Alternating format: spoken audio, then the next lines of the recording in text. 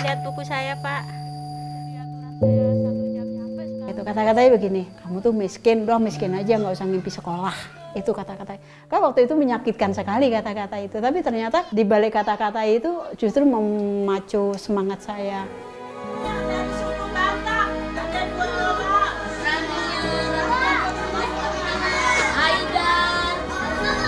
Alhamdulillah penerimaan, setidaknya masyarakat di sekitar sini sudah mulai mau menerima, mau mempercayakan anaknya untuk kita didik. Sudah tidak ada kata, ih ngapain, ih enggak, ih kau gini, oh udah enggak.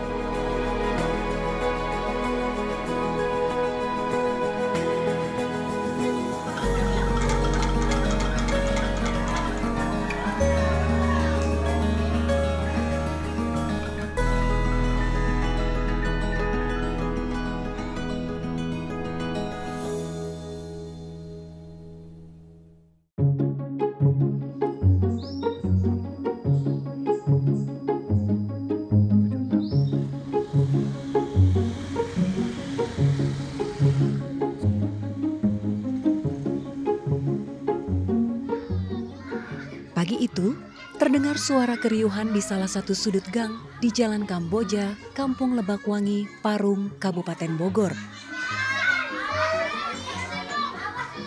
Suara-suara itu berasal dari anak-anak yang tengah bercengkrama. Biasanya, suara-suara itu memudar kala sang guru sudah berdiri tepat di depan sebuah papan tulis. Ada yang dari suku Batak, ada 2 orang. Ada dari suku Bali 1. Terus yang banyak. Kondisi itu adalah hal yang lumrah dari hiruk-pikuk kegiatan di warung baca anak Lebakwangi Parung atau Warabal. Warabal merupakan salah satu institusi pendidikan yang diinisiasi oleh Kiswanti, wanita yang pernah menjadi pedagang jamu keliling sembari membawa buku dongeng.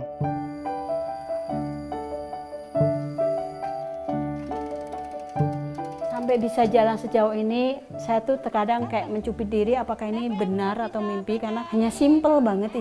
Cita saya tuh ingin punya perpustakaan, terus akhirnya punya bangunan ruangan yang besar, tapi ini adalah di luar ekspektasi, di luar angan-angan saya. Bahkan waktu itu saya punya angan-angan pun nggak berani. Tapi ternyata ya, selama kita masih dunia tuh yang nggak mungkin jadi mungkin. Itu karena apa? Berkat doa. Ya, saya aku yakin dengan doa, karena ini keinginannya mungkin, karena keinginannya bukan keinginan saya pribadi, tapi keinginannya masyarakat banyak, dan memang ini menjadikan kebutuhan masyarakat juga. Mungkin doa-doa mereka yang diaminkan.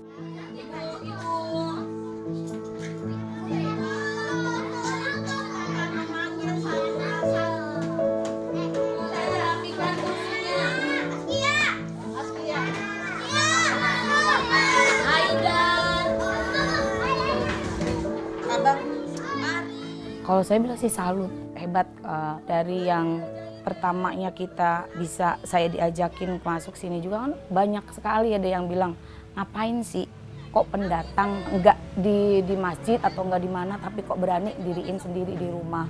Banyak penentangan kayak gitu, ada omongan yang enggak enak, tapi salutnya sama Bude tetap maju. Walaupun dibilang kayak apa juga enggak dipikirin, yang penting Bude mau orang-orang tuh ada satu tempat kumpul, belajar, mengenal segala macam.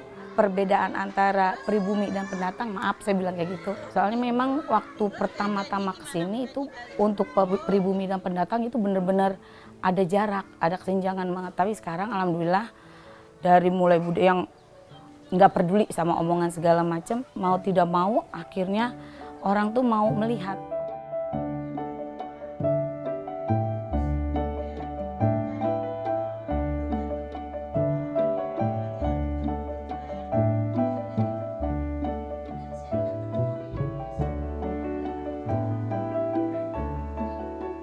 Di dalam ruang yang kini menjadi tempat belajar anak-anak, Kiswanti menghampiri sesuatu yang tergantung.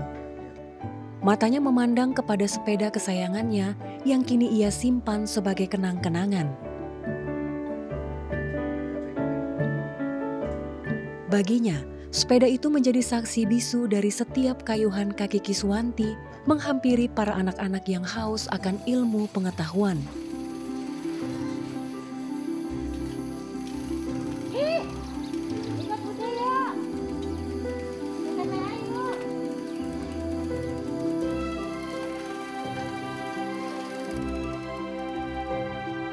Dari sepeda itu, Kiswanti berkeliling menjual jamu sekaligus meminjamkan buku koleksinya kepada anak-anak. Richard, datang. Siapa yang udah bisa baca huruf ABC? Saya udah bisa. Tujuannya sederhana. Siapa? Ia hanya ingin anak-anak yang tinggal di sekitar rumahnya bisa membaca dan memiliki karakter yang bagus. Kebetulan nggak dibagi, dikasih Pak, cuma dipinjamkan. Awalnya kami belum punya sepeda. 94 tuh saya masih jalan kaki. Terus bagaimana nih caranya biar kita tidak hanya sekedar keliling. Nah kebetulan saya sedikit mengetahui resep membuat jamu kunyit asem. Nah saya jualan kunyit asem sama pahitan. Jamu pahit sambil roto kan tinggal direbus. Keliling, Mbak itu apa? Oh, ini buku, siapa yang suka baca buku? Ya sini saya bacakan bukunya, kayak gitu. Terus itu ternyata mereka menunggu-nunggu dan itu nggak tahu kekuatan dari mana, tiba-tiba saya tuh bisa ngomong jamu, buku, yang mau pintar baca buku, yang mau sehat minum jamu, jangan merasa rugi membeli jamu saya, uangnya untuk beli buku dan bukunya untuk pinjam, itu sepanjang jalan.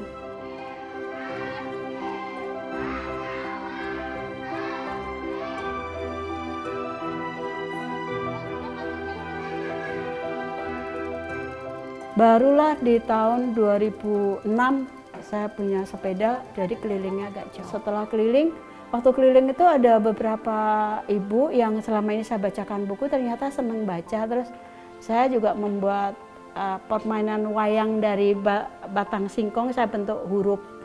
Ini A, I, O, E, O, terus nanti lama-lama baru huruf konsonannya. Lama-lama anak itu bisa baca. Terus, Bu, kenapa nggak buka TK?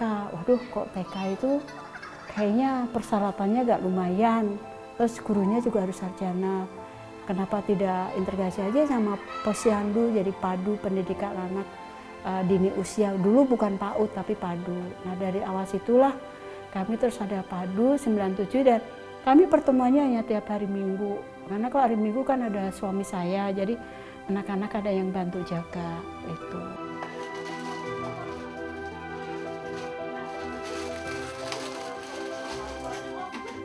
Terus gimana caranya untuk orang bisa tahu tentang buku saya buka warung. Jadi saat orang belanja kan melihat koleksi buku kami, awalnya itu.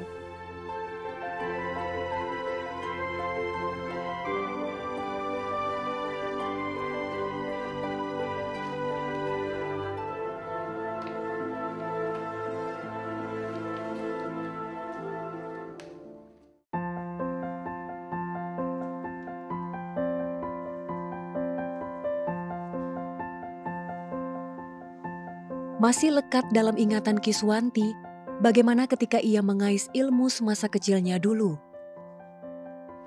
Kiswanti hidup serba berkekurangan. Ia tinggal di Bantul, Yogyakarta, bersama kedua orang tuanya. Bapaknya berprofesi sebagai tukang becak, sementara ibunya penjual jamu keliling.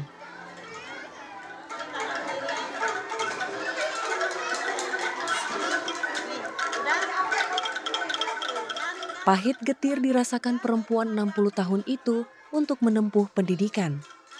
Jerat kemiskinan membuatnya tak bisa menikmati bangku pendidikan layaknya anak-anak seusianya.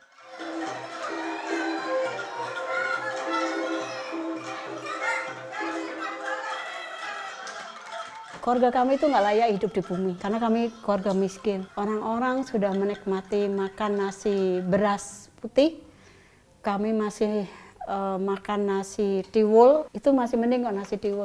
Kok saya sendiri sering ngalami itu ada nasi goge. Nasi goge itu adalah nasi tiwul yang dimasak sekarang tidak habis, tapi dijemur.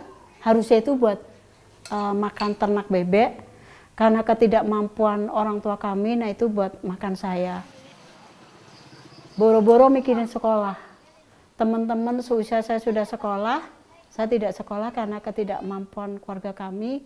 Karena bapak saya yang seorang penarik becak tadi harus menghidupi kedua orang tuanya, terus adiknya dengan 3 orang anaknya, kakaknya dengan 3 orang anaknya, setelah keluarga sendiri. Jadi waktu itu saya ingat saya menghidupi 14 orang. Jadi betapa sulitnya narik becak yang kadang dapat Rp5, Rp10.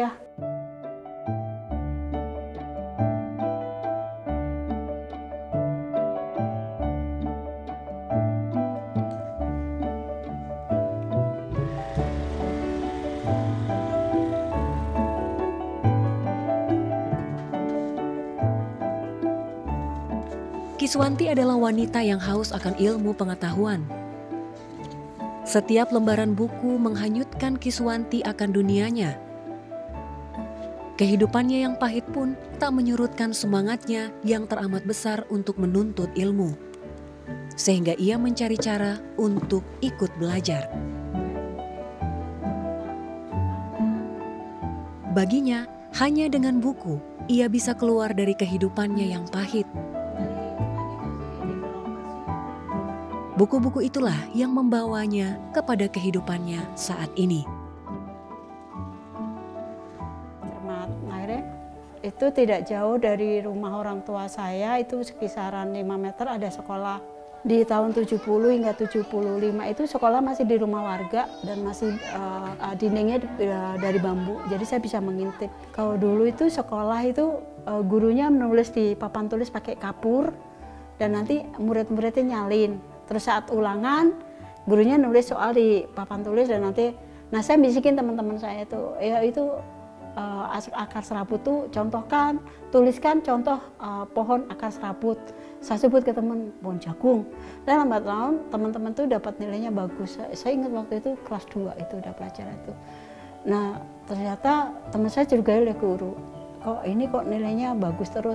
Saya ngintip waktu itu ketahuan kok saya ngintip dari balik bilik itu. Akhirnya saya diperbolehkan sekolah dan waktu itu saya tidak melalui kelas 1, masuk ke kelas 2. Nah kelas 2 waktu mau kenaikan kelas saya nggak bisa naik karena selama ini saya nggak bayar SPP.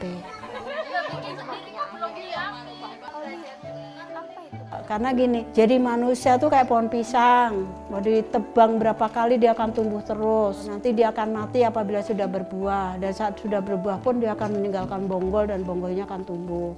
Nggak apa-apa, nggak punya apa-apa, tapi kamu jadi pohon kelapa. Pohon kelapa tuh semua kepake, masih muda juga disayur, daunnya semua bermanfaat. Nah itu aja yang mengingatkan saya. Dan luluslah kelas 6.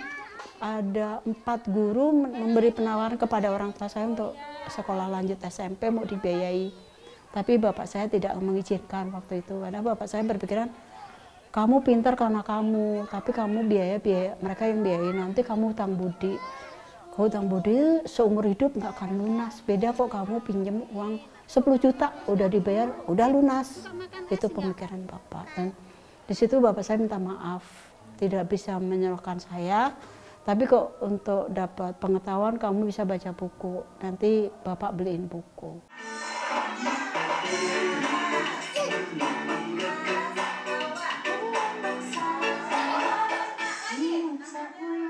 Pada tahun 1993, Kiswanti memutuskan untuk menetap di Parung, Kabupaten Bogor. Kiswanti melihat kondisi anak-anak Parung pada saat itu kurang mendapat akses pendidikan.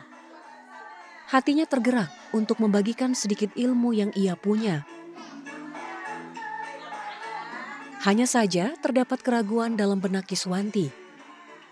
Latar belakang pendidikannya yang tidak terlalu tinggi membuatnya tidak percaya diri. Namun Kiswanti menguatkan diri. Bersama relawan lainnya, ia membulatkan tekad untuk mendirikan kelas-kelas belajar. Ia yakin niat baik itu akan berbuah manis.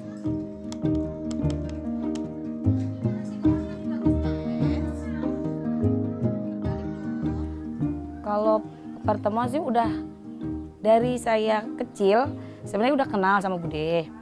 Terus tapi saya nggak tahu kalau Bude itu bikin perpustakaan, bikin Pokoknya sewa-sewain buku, perpustakaan tuh saya nggak tahu, tapi saya tahu Bude mulai sewain buku, bikin perpustakaan sampai keliling Jalan Jamu itu dari tahun 97. Baru tahu tuh akhirnya sebelum Bude pindah ke sini saya duluan sama keluarga besar di sini. Akhirnya Bude juga pindah. Bude kan sebelum menetapnya di Jakarta juga. Setelah dari kenal Bude lama sampai akhir saya sempat sekolahnya di Jawa Timur, ketemu Bude, akhirnya sama Bude diajak untuk Dek barengan yuk kita bikin pengajian. Kalau dulu bilangnya gitu bikin pengajian, ayo Bude. Akhirnya pengajian yang dari rumah kita gabung di sini sama Bude dari tahun 2006 sampai alhamdulillah dari anak-anak yang TPQ malam itu sekarang sudah ada yang jadi polisi, ada yang jadi bidan, ada yang alhamdulillah udah sampai segitu pencapaiannya.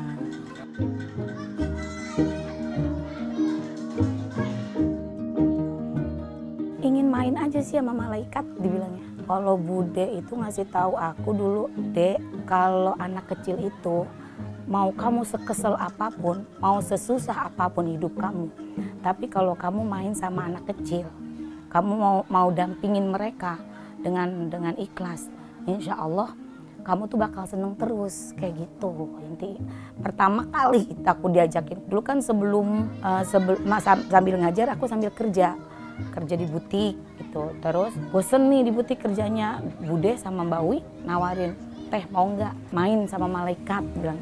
Pertama aku nggak nyambung, maksudnya malaikat gimana ya, anak-anak kecil, yuk kita dampingin anak PAUD, kita bantu karakter anak-anak biar jadi anak-anak lebih baik, bahasanya biar lebih tertata. Jadi ayo Mbak, aku mau, kata aku. Akhirnya aku resign dari tempat kerja, masih TPQ masih tetap, terus akhirnya gabung di sini. Mulai dari situ cuma dibilang ayo main sama malaikat aja sih sebenarnya.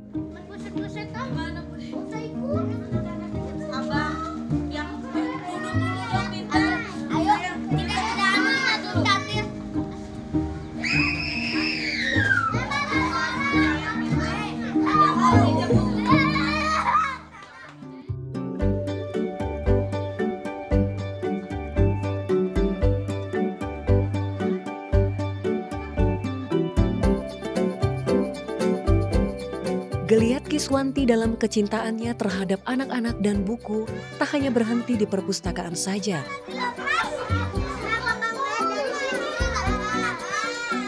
Saat ini, kegiatannya merambah ke kegiatan pendidikan anak usia dini atau PAUD. 20 tahun lebih Warabal berdiri, semuanya tak lepas dari cita-cita Kiswanti untuk menebar ilmu dan kebaikan.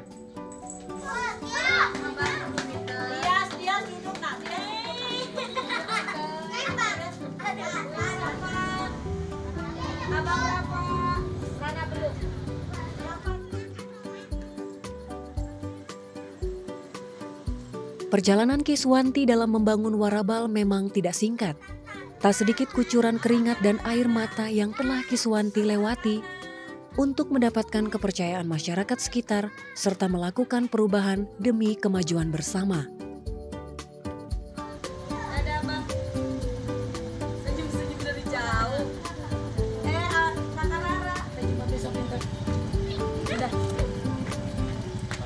Kalau dibilang enggak, karena udah pertama sih Mang, deh kira-kira bisa enggak nih kita deh, percaya aja deh kita bismillah katanya. Memang karena penolakan yang cibiran-cibiran deh, tapi alhamdulillah ya itu Bude nggak patah semangat buat ngerangkul, akhirnya ngajak ibu-ibu paguyuban, diadain paguyuban, ibu-ibu ajak marawis di sini. Ada koperasi simpan pinjam, terus yang anak dari marawis dari orang ibu-ibu sampai anak-anak tuh ada marawisnya. Terus dari kita ada pendar dari anak-anak muda, mereka keliling pakai motor ke tetangga RT, tetangga RW yang belum tahu Warabal itu seperti apa. Akhirnya anak-anak pendar itu berkeliling, akhirnya mereka bisa menerima, bisa tahu, bisa mau kemari udah belajar. Di sini juga kan ada les di hari Minggu. Ya dari mulut ke mulut juga, kita nggak pasang brosur, nggak pasang apa, dari mulut ke mulut karena memang mereka percaya kalau anaknya, alhamdulillah sudah dipercaya sama orang tua untuk dititipi anaknya untuk dididik di sini. Gitu.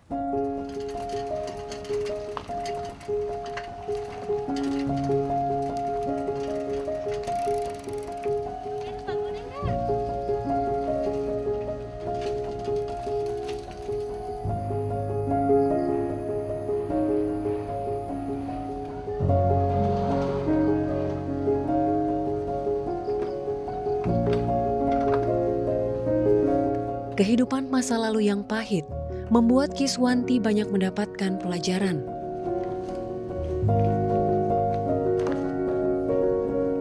Semua memori-memori itu terekam sehingga ia berkeinginan anak-anaknya kelak tak seperti dirinya. Kini, Kiswanti dianugerahi 2 anak yang sudah tumbuh besar. Harapannya tercapai. Kedua anaknya tak bernasib sama seperti Kiswanti dalam hal pendidikan.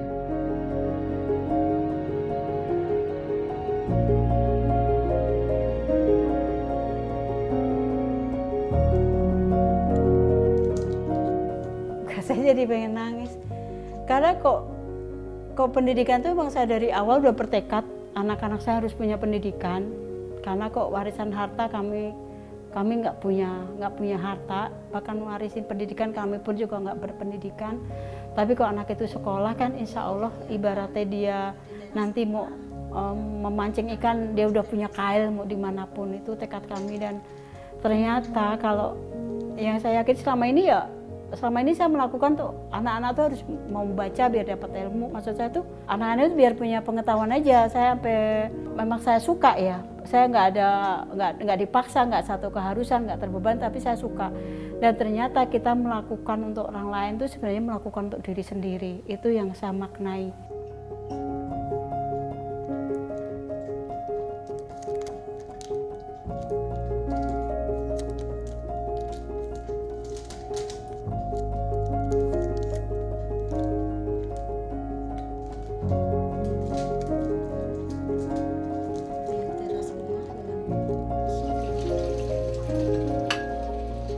Dua anak saya udah sekolah, bahkan sudah menikah semua.